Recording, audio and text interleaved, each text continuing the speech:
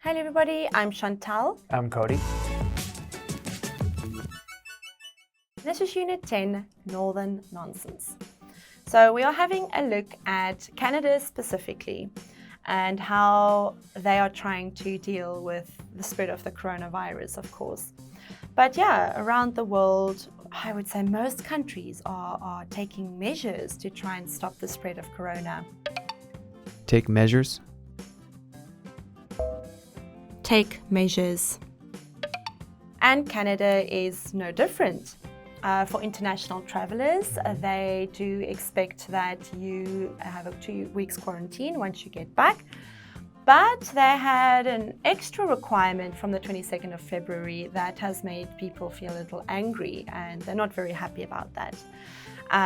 You have to, once you land in Canada, you need to get tested to make sure you're negative. While you wait for the results, you need to stay at a specific hotel that's kind of like been selected by the government, as I understand.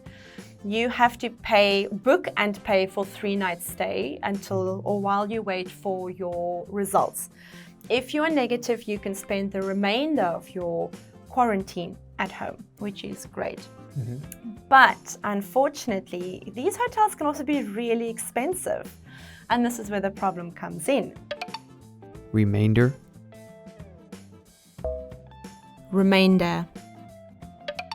There's an example of a Canadian woman, and I think it's her brother and her daughter who traveled to Portugal to attend her father's funeral.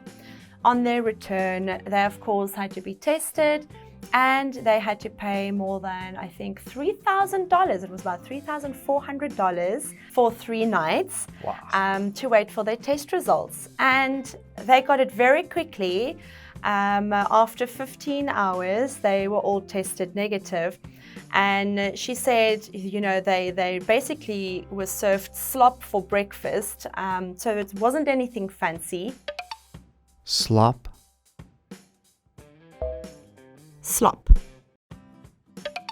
And she asked for a refund because they only spent 15 hours at the hotel. And the hotel said, nope, no refunds.